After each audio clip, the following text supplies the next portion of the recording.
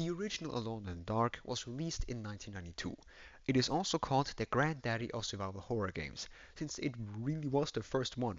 It also spawned a number of sequels, namely its direct sequels Alone in the Dark 2, where you face pirates, and 3, which is somehow about zombie cowboys. Then there is the reboot, The New Nightmare, which was heavily influenced by Resident Evil and was followed by a sequel to the original disguised as another reboot, which was released in 2008 and was simply called Alone in the Dark. Fun fact, I actually already own and tried it once, but the game didn't really work on my PC because it crashes when you have more than 3 gigabytes of VRAM because it thinks you have 0.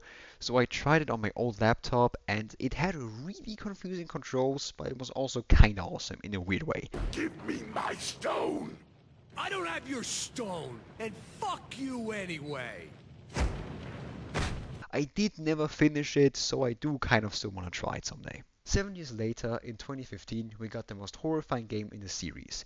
Not because it's so good at being a horror game though, but simply because of its god fucking awfulness. It was called Alone in the Dark Illumination and actually originated as a remake of the original with a fixed camera perspective and everything. It was scrapped after its publisher Atari liquidated the developers of the remake, Eden Games, and gave the IP to Pure FPS, who had to work with a smaller budget and made a somewhat Left 4 Dead inspired game which sucked ass. To be honest, I really want to try this one someday. Maybe on stream, even over at my Twitch. Shameless plug inserted. Thank you very much for listening. But in 2024, we got the series' most recent release and remake of the original, also simply called Alone in the Dark. Not to be confused with Alone in the Dark from 2008 or Alone in the Dark from 1992. Remake is also used pretty lightly in the context of this game because it seems like it's more of a reimagining than a straight up remake. Nevertheless, this game is what I will focus on in this video. This video isn't supposed to be like a review or a professional essay about the game. It's simply a dipshit that likes video games and wants to talk about them with hopefully at least some sort of structure to these videos. I will give them a score at the end, but it's simply my opinion, not like a professional one or something. So, without further ado, let's talk about Alone in the Dark. The story. The game is set in the 1920s and is about two playable characters, Emily Hartwood and a detective she hired for bodyguard reasons, Edward Carnby. After Emily received a disturbing letter from her uncle Jeremy, who was placed in a psychiatric hospital called Derceto, in which he warns her that the staff and patients are all in a mindless cult. And he also mentions some thing called the Dark Man, which later on actually seems to be more of like a evil eldritch entity or something, but I'll talk more about that later. Anyway, she hires Edward and together they drive to Louisiana to check up on him. At their setup, they meet some of the patients and staff there, and after getting teleported to a fake reality in which either Emily or Edward have to fight against strange monsters, it is apparent that something isn't right about this place and its inhabitants. Come on, I don't want to be here all night.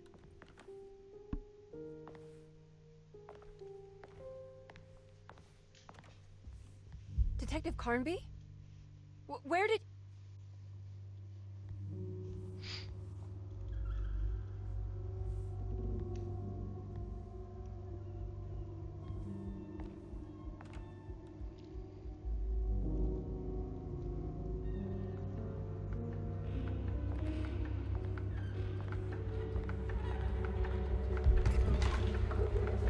What on earth is happening? What is this place?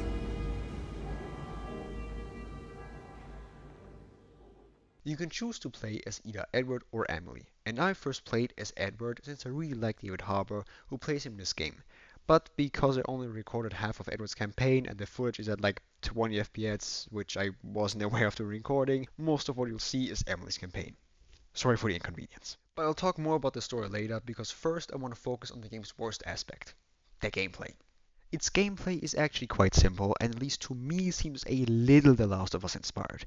You have 3 guns, a revolver or pistol if you play as Emily, a shotgun and a Tommy gun. Fuck, I love Tommy guns. You do also get a flare gun later on, but it's only used in a short part of the game, so it's not really worth mentioning. Other than shooting, you can also dodge, use melee weapons you find around the environment, and throw random shit you find like bricks and molotovs.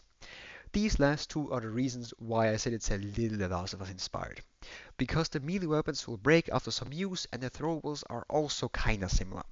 To be honest, the throwables are actually really awkward to use on PC because you have to hold them instead of storing them in your inventory, and it's mapped to Q, which means while holding them you really can't use A, which is like right underneath, which you need to move, and when the game released, remapping it to something else just broke the entire game. So that wasn't nice. But now it does seem to be fixed. After it was fixed, I just mapped it secondarily to Alt, which works fine enough. The enemies aren't really anything special. You have your standard zombie type guys, a brute, an asshole that spits at you, and some other typical shit like flying fuckers or these guys that bury themselves on the ground and just jump at you for a surprise attack. The reason why I said the game's worst aspect is because it's quite janky. It doesn't feel great and the enemies aren't designed well either. There are a few people out there that are actually saying you should play the game on hard mode so it feels more like an actual survival horror game, but honestly, I tried it and it just makes the game even more tedious, so I can only advise against it. The other parts of the gameplay are running around beautiful environments, which I'll talk about in a sec, and puzzle solving, which I thought was also quite nice actually. That is actually one of the parts of the game that people are praising the most, and I also have to say that they are pretty well done and definitely one of the game's strong suits. Other than the saves.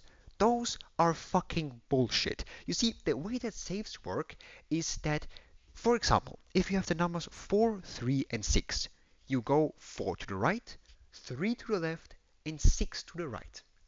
Makes sense, right? Well, not in this game, because in this game, for some reason, the save has specific numbers dedicated to it, which means you first have to go 4 to the right, to the number 4, then 1 to the left back to 3, and then 3 to the right to the number 6.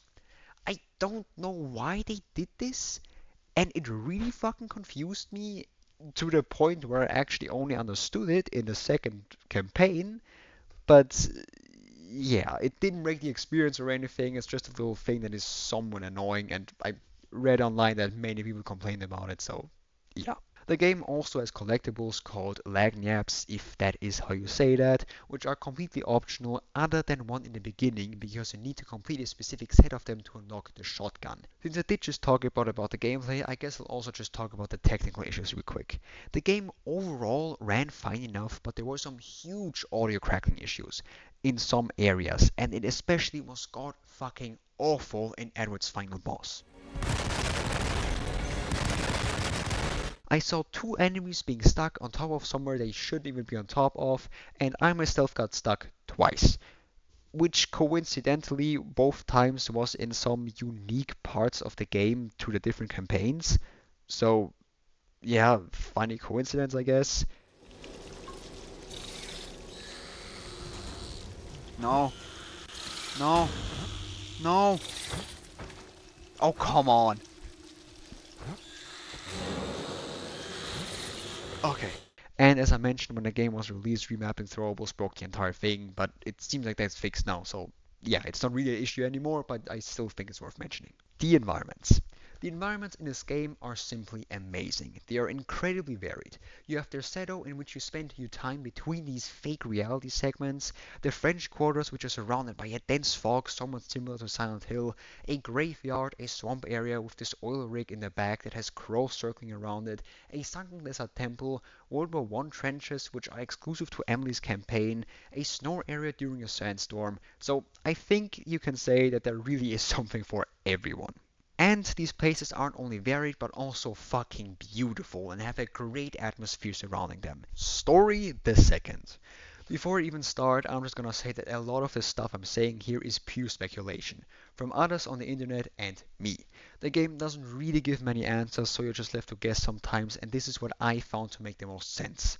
So if I'm completely wrong, please just let me know in the comments. First of all, some important side characters. We have Dr. Gray, the guy that runs this place, Baptiste and Laurie, who are siblings and know Emily, and Grace, who seems to have some connection to Edward, but I'll talk more about that in its own section. And also this asshole. But the only reason he's important is because of something he does later on in the game, so stay tuned for that. As already said, at the beginning of the game you can choose between the two playable characters, Emily and Edward. And the two campaigns don't differ too much from each other, but both of the characters have a unique backstory, and a lot of the cutscenes play out at least a little differently. The backstories get explored in Chapter 4 of the game, but I'll talk more about these campaign differences in their own section. Now I just want to talk about some things that happen in the game as like a quick summary, but honestly, it's probably not gonna be that quick. Over the course of the game, you find out that almost all members of the Hartwood family, which is the family that Emily's a part of, have suffered from debilitating melancholy, or depression as we would call it today, and this would go so far that they even felt like they were possessed. This is known as the Hartwood Curse, or as Jeremy would say, The Heartwood Curse. also, these places you visit seem to be Jeremy's memories or dreams. That's another interesting thing about this game, because Edward calls them memories, whereas Emily calls them dreams. You also find out that this Darkman Emily's uncle Jeremy mentioned in the letter was actually just a showman called the Black Pharaoh he and his father saw at a show, and for some reason both of them felt like this was the embodiment of the so-called Heartwood Curse. On this same day, Jeremy's father would bite his tongue off in his sleep and die. Since then, this Darkman has stayed with Jeremy, but it seems as though there actually is some supernatural element to this guy, although it isn't sure whether the Black Pharaoh was actually something supernatural or it is an entirely different entity which Jeremy just sees as the Pharaoh. It could actually be that the Darkman, is an eldritch entity called Nyarlathotep. I don't know if that's how you say that, but I fucking hope it is. And Jeremy made a pact with this thing so that he could use it to prevent the other inhabitants of Derceto of unleashing a different eldritch entity called the Black Goat of the Woods, or the Mother of 1,000 Young, or what is probably its actual name, Shub-Niggurath. Fun fact, Derceto once was a slave plantation, so when I read this name and didn't know how to properly pronounce it yet, I was a bit taken aback. But this pact states that Jeremy would have to go insane. So yeah, I guess that's the reason for his insanity, which I honestly think is a sick idea. Like, what could you offer an Lovecraftian entity? Obviously wouldn't care for money or some shit like that. So how about you offer your straight up fucking sanity? So over the course of this game, you try to free Jeremy of this pact thinking it's a bad thing, but turns out that's exactly what this Black Goat of the Woods wants, and by getting rid of one eldritch entity, you give way for another. Nice. So from the things I said, it would be pretty obvious that the other inhabitants of Derceto are in a cult and are trying to awaken this Mother of 1,000 Young. And although that is the case, it isn't as simple as it seems. Because Derceto actually has a history of voodoo cults and people going insane there, which makes it pretty funny that they made a psychiatric hospital out of it, but yeah.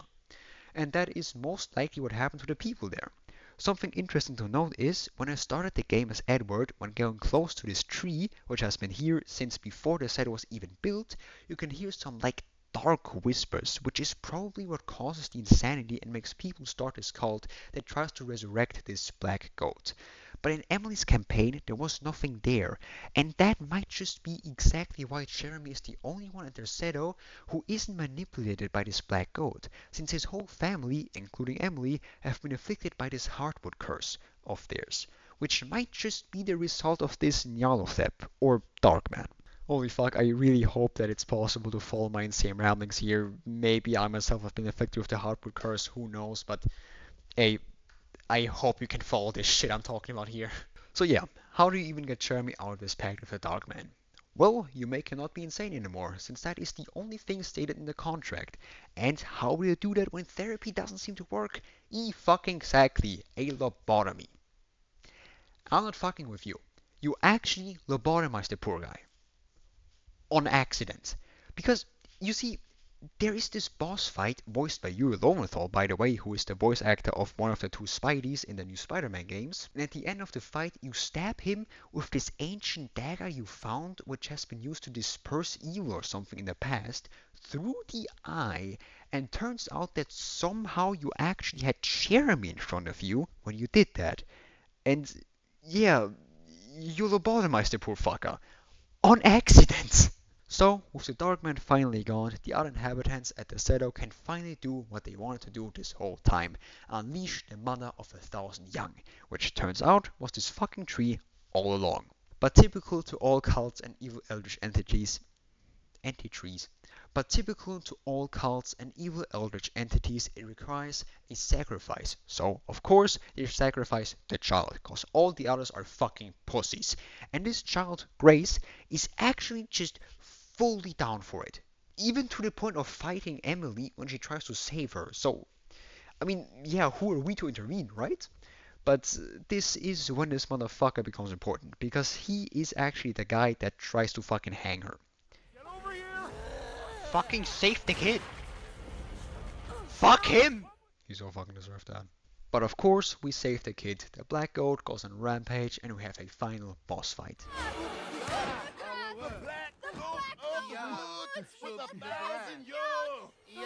Edward! Get out, Emily! We're leaving! No! There has to be a sacrifice! Yes, fuck him! Yeet!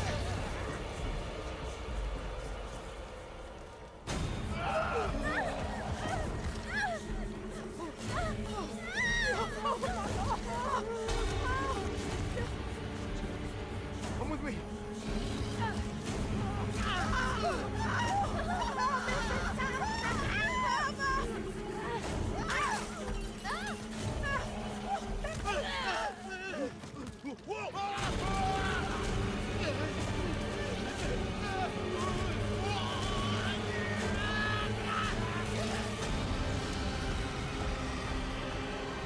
But wait, I hear you say. How do you defeat an eldritch entity with unimaginable power? Well, it's actually rather simple, by using the indomitable human spirit combined with a Tommy gun. Now to the campaign differences. Overall, the campaigns play out almost identically.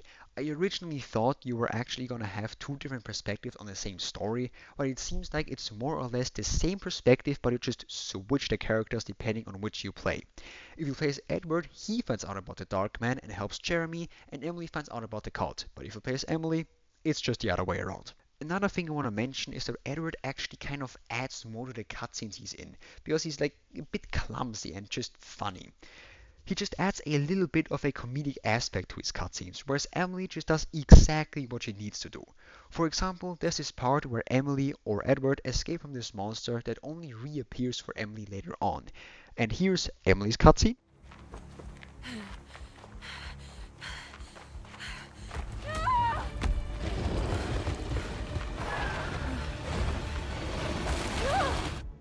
And I don't have the footage of Edwards, so I'll just use some I found on YouTube. So already, thanks to whoever I chose, I'll have the name display on the screen now.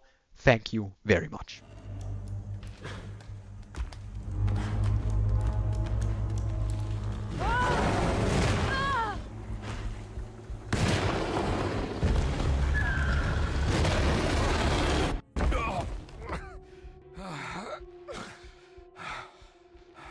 Oh, Christ in heaven.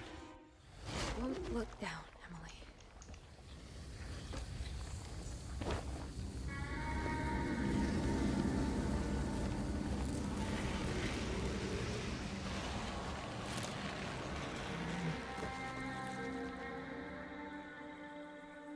Come on, Carnby. Wouldn't you rather fall to your death?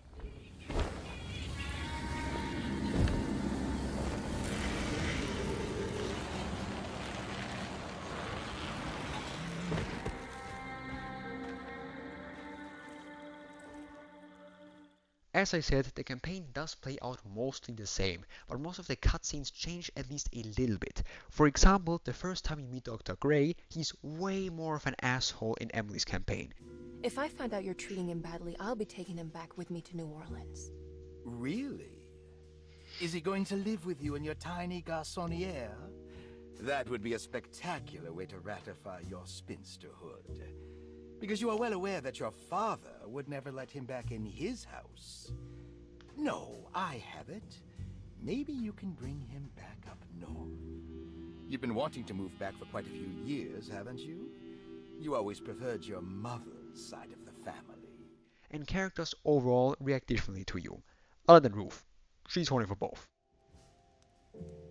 You don't know anything about what happened to Jeremy, do Just you? look at. As already mentioned earlier, the protagonists actually have somewhat of a connection to some people at their settle. Namely, Emily knows Baptiste and Lottie, and Edward has some connection to Grace. I'll start with Edward's backstory since that is the one I played first, and this one, and Emily's as well, gets explored in chapter 4, and afterwards I'll talk about Emily's. So yeah, there are multiple scenes prior to chapter 4 in which Edward mentions that Grace seems somewhat familiar to him, and as it turns out, she was part of a case that he worked on a few years before the game's events. In this case, Edward was hired because the father in the family kidnapped their daughter. You can guess 3 times who the daughter is, and tried to flee the state. So, Edward's conclusion obviously was that he's the bad guy. I mean, he did kidnap a child, but it's never that simple, is it? Quick little note, there is this cool part where you follow a red line to different places where our detective boy finds evidence, and yeah, I just wanted to mention it because it looks really cool. So when Edward finally catches up to the guy in his car, he runs the fuck off a bridge, and the car, including father and daughter, I'm gonna stop saying daughter, you all know it's Grace, lands in a river. So Edward, being the hero he is, saves Grace, and although he easily has enough time to save the dad, he doesn't. But thinking that the bad guy has been defeated, Grace finally gets reunited with her mother, and all's well that ends well, right? Well, turns out Grace's mom doesn't give a shit about her daughter, and just puts her into their settle. So, yeah. If the footage is good enough, I'll have the cutscene where he talks to Grace about it in the background, and of course Edward apologizes for everything he did, but by that point it's obviously too late, and this fake memory sequence, I'm just gonna call it, he does try to save the father, but of course nothing happens of it since he can't change the past. In Emily's campaign, Grace is a very different character, honestly. She seems to be straight up possessed by the devil or something. I mean, just look at these 3 scenes. Thank you.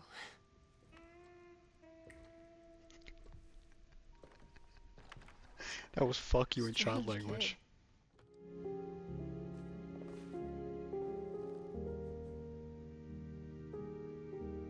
Ah, what are you doing? What the fuck?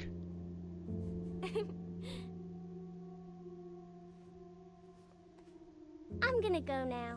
See you around. Do you want to see my mask, miss? I'm making it for St. John's.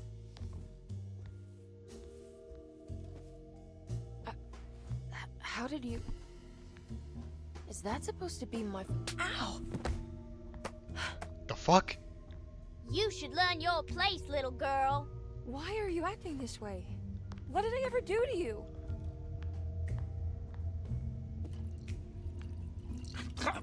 Grace! Grace! Okay, first of all, she was just holding on to nothing. Aim gun human thing. I mean, I did press the button. Nothing like this happens in Edward's campaign. Like, yeah, no idea what's up with her in Emily's campaign. Now for Emily's campaign. When she meets Baptiste and Lottie, both call her Mrs. Marcus, to which she replies that she is now Miss Hartwood, since her husband died. Mrs. Marcus? Get off of me! What are you doing here? Trying to find my uncle. Jeremy is your uncle? Could you please? Thank you. And it's Miss Hartwood. And she actually has a ring in her inventory which reads, "When I get back, John Marcus, 1918. And it's pretty easy to guess what happened to him, but for the ones who haven't caught on yet, he died in the First World War. Or did he? Because her backstory also isn't that simple. You see, there's this part where you sneak around some World War I trenches hiding from this ugly-ass monster, and at the end of the sequence you find John getting knocked back from an explosion. And thinking that's it, you return to the settle, but turns out the Dark Man still wants to show Emily something about her past. Emily even thinks that this shit is completely unfair, since she already lived through her trauma a second time and accepted John's death. But turns out she actually hasn't accepted shit, because the whole dying heroically in the war thing was completely made up. Marcus got the Spanish flu, which made its rounds in World War I when he was supposed to fight in a war, and the Seto was actually turned into a temporary hospital for soldiers, and John died there because of his disease. And Emily, being too ashamed of his death, stopped visiting him and made up a story about her heroic husband who tragically died in the war. The Dark Man even drops the key for Emily like unfair my ass, I just showed you what kind of person you really are. Is this what you wanted? Little side explanation, they dumped off their bodies in the basement because people kept going insane and there was some strange rot that only made things worse at their Seto, and so they wanted to leave this place as quickly as possible. This rot can actually be seen in the game, and as you progress it gets worse and worse. Fun fact, Lottie actually suffers from an illness that never gets explained, but I'm pretty sure it has something to do with this rot. Another small thing, either I didn't notice it or it doesn't get explained, but I have no idea how Baptiste and Lottie even know Emily. A man named Baptiste does get mentioned in the World War I section, so he might have cared for John when he was at their Seto, but that's just a guess. Especially contaminated by the peculiar rot discovered by Jean-Baptiste Tambois. While we're at things that didn't really get explained, at the beginning of the game, whoever you decide to play as is really interested in this painting of Jeremy, and in both campaigns Emily takes it with her. But it has no use, like at all. Nothing happens with it. It doesn't even get mentioned again. And in Emily's campaign, Edward even reacts to her taking the painting with her kind of funny. Can you find me a knife to cut the canvas? I want to take this with me. You want to take the painting? Sure, I'll find one. So, yeah, I guess that was a completely appropriate reaction. But going back to the campaigns, yeah, turns out that both protagonists are kind of assholes, which I actually really like because it shows how flawed they are, and I really enjoyed these side stories. Another difference in the campaigns are the endings. Yes, there are multiple endings, and yes, I'll come back to those later. But in the standard ending in Emily's campaign, Jeremy makes a reference to the sequel, saying you need to get Grace to Hell's Kitchen, which is where not only the second game takes place, but Grace is also the main character in it. Don't leave her. You have to take her to Hell's Kitchen. Why specifically What there? on earth are you talking about? In Edward's campaign, he just says they shouldn't leave her since she's important, which is definitely a reference, just not as obvious. Don't leave her. She's important. Of course we're taking her with us. Now I just want to talk about my time with the original game real quick. I actually tried the original for about 2 hours today, well, yesterday since it's already past 12 AM, and I have to say for 1992 it is quite nice. I mean, you definitely feel that it's old in every aspect of it, but the game, especially in its gameplay, is old. But Jeremy's fucking voice actor had me shook because of how good it was. March 30th. How ironic! The cave my father sought for so many years is here! Beneath the house! Wait, the butler discovered a crack in the cellar wall. A breeze blows in through it, icy and repugnant. I am filled with horror at the thought of my father dying in this place. I want him to understand that I can do the same thing in my bedroom. But yeah, let's just talk about the gameplay real quick. The way it works is that you move with the arrow keys and open your inventory with enter. In the inventory you can obviously choose your items, but you can also choose your actions, because for some reason you don't have different buttons for different actions. No, you actually have one button, the spacebar, for all actions. Which means when you interact with stuff, you need to go into your inventory and change it to that. Same with attacking, pushing, and closing. And while we're at combat, the way that works is that you hold the spacebar, and with the arrow keys you decide what kind of attack you want to make. Up and down are kicks, and left and right are punches. One of them is even a fucking uppercut, which I thought was pretty nice. This is honestly really awkward to play, and I did die quite a few times, but honestly, the sound your hits make when you finally do manage to hit an enemy totally make up for it. It doesn't even matter what kind of melee weapon you're using. It always sounds like you slapped the fuck out of the guy. I just fucking can't with this sound effect. It's so funny. Hit him.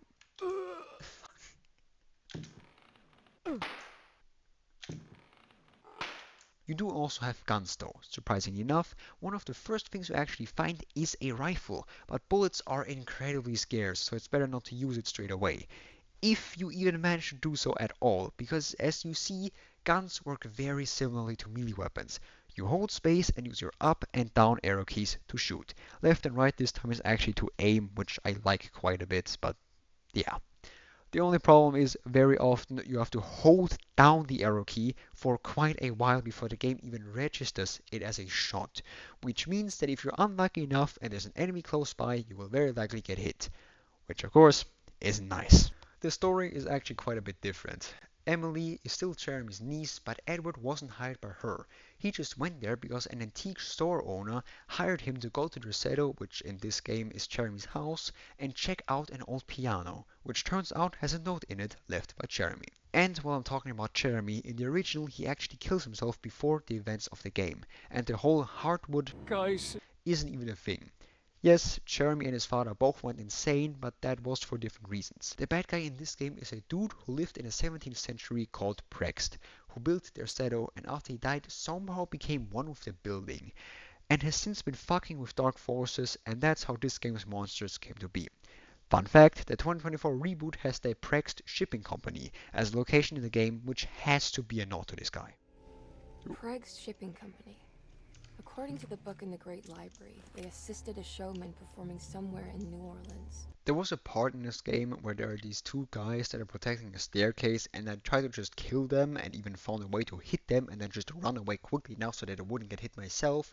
But after trying that for ages, I looked it up and found out that you actually have to place these small mirrors you find on these statues to get rid of them, which I do think is a kind of a nice idea, but the only indication that that is what you're supposed to do is that the mirrors break when you get hit. Fuck you too. Not what I expected that scream to sound like, but fuck, there actually are multiple enemies that you can't hurt, like these backflipping rats.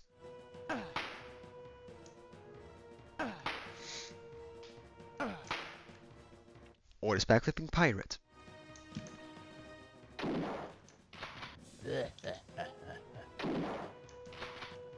Man, I wish I could do a backflip. There's also a part where you see who I think is a shadow of Emily, or at least I'm very sure that's her character model. And if you go too close to her, this happens. Is that supposed to be... Emily? No. Please don't. Okay, what the fuck?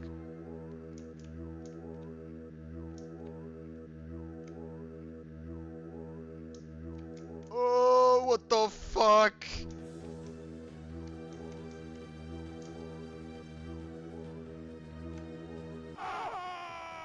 Yeah, again, same as in the remake, some things I just have no idea how to explain. And the same as the reboot, I got stuck once, so you can't say it isn't faithful to the original. I didn't finish it because I just wanted to try it, but honestly, for the bit that I played, which was probably a majority of the game since every walkthrough on YouTube is like 15 minutes long, I have to say it was quite a nice time, and if you're interested to see the beginning of the survival horror game genre, I can very much recommend it.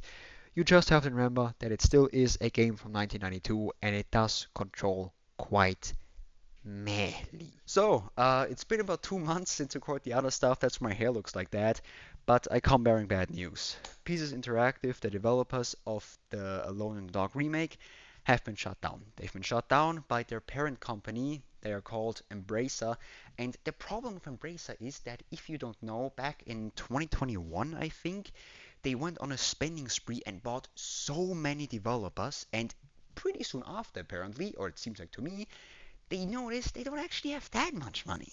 So they laid off developers, closed down studios, blah blah blah, yada yada yada, and now the same thing has happened to Pieces Interactive. Yeah, I'm especially sad because of this news, because I was really looking forward to what they were gonna do with a sequel, you know, improving upon the first one, since I quite liked the first one. And yeah, it's not perfect, you know, especially gameplay wise. It's not the greatest, but I was really looking forward to what they can do with a sequel, but we will never get one, sadly. Yeah. Bad news done, let's get on with the video. Now to the endings. The endings are actually quite interesting. You have the standard ending in which you defeat the big monster and save the day, but there are 3 secret endings. One of them I actually managed to unlock completely on accident, because the way I unlock them is by finding the collectibles. I already said they're called lagniaps, I have no idea if that's how you pronounce that. Sorry if it's not. And same as the shotgun, when you complete a specific set of them, something happens, and I accidentally completed one where right before the end of the game, you have the choice to give Grace a talisman toy of some sorts to play with, and just see for yourselves.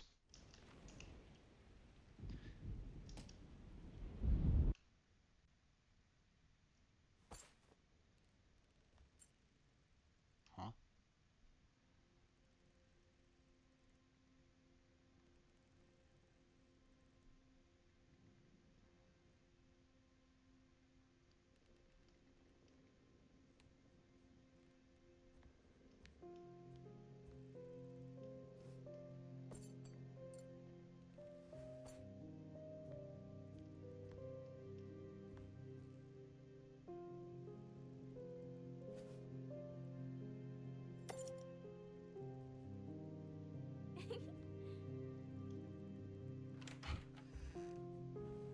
Hey, kid.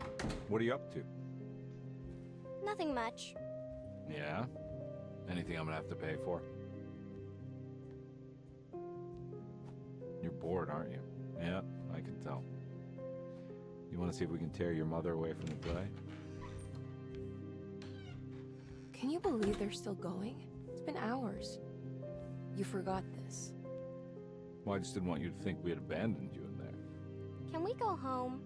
Yes, please. Can we? What? You guys didn't like the play? It was alright. A little difficult to follow. Oh, I agree. Let's just say there were moments where it left me alone in the dark. Oh, God. That's the name of the play. Whoa, what do you know? Did you like it, sweetie? There should have been a hedge maze. A hedge maze? Uh-huh. And pirates. That would have been fun. Well, maybe next time.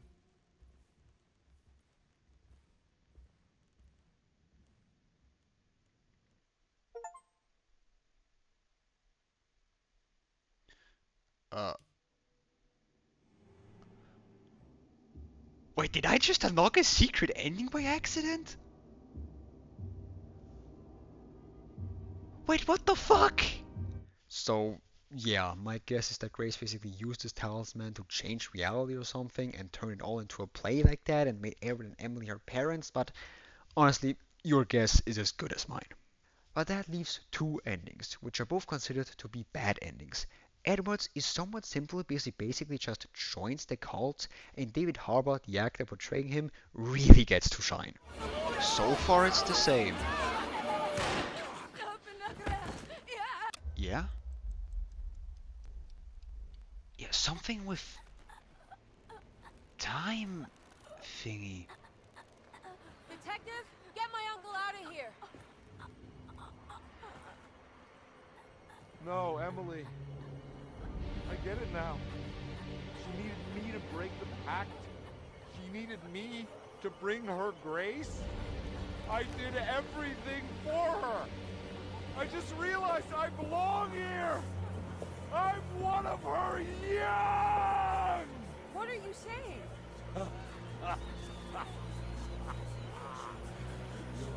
Run, Emily.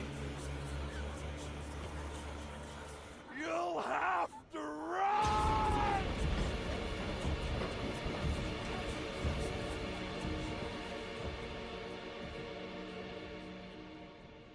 What the fuck? And I'm pretty sure only Edward being able to hear voices when going in a tree kind of foreshadowed this. And Emily's bad ending is a little more complicated though. Before I say anything else, just see for yourselves.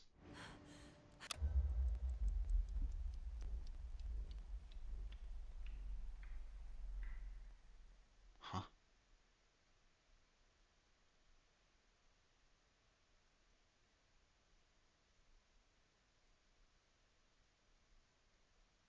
What the fuck?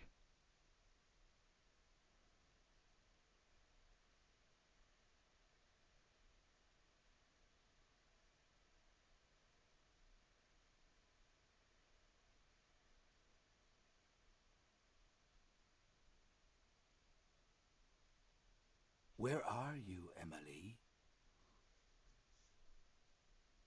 I'm in his temple.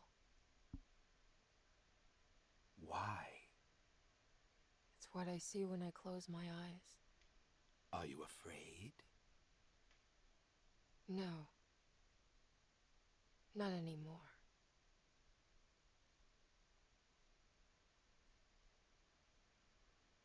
What the fuck? Yet again, I don't really know what's going on, but the hand sign Emily made is the same one the statue in the Sunken Desert Temple makes. So it probably means that she gives into the Dark Man, which is probably exactly what Jeremy fought against this whole time. But yeah, no idea what Grace and Ruth are doing there. Also, what I have no idea about is that little time stop thingy. Like, what? Maybe it's just supposed to show that this doesn't actually happen and is kind of a non-canonical thing. But yeah, again, it doesn't really get explained as far as I know. Jeremy also mentions a few times that he was supposed to die, and he even says that's not how the story goes.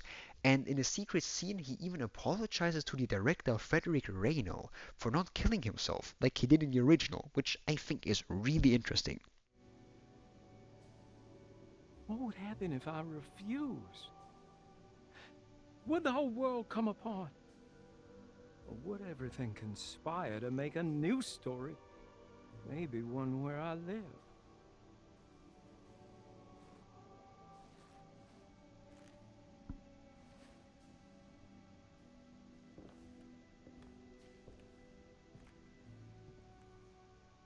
I'm sorry, Frederick.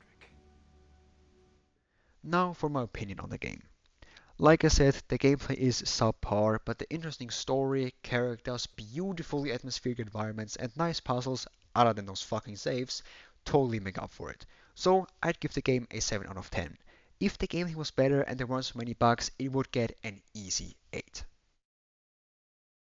So yeah, this is my opinion on Alone in the Dark. As I already said, it isn't supposed to be anything specific like an essay or review or something like that. You could still call it that, but honestly, I just want to talk about games, make videos about them, and I hope that people enjoy it at least somewhat. And seriously, if you made it to this point in the video, thank you so fucking much. I hope it was enjoyable enough, and if you really like this video, it would be nice if you like followed or whatever the people on the internet normally say. But nevertheless, thank you very much for watching, and I hope I'll see you on the next time. Good boy!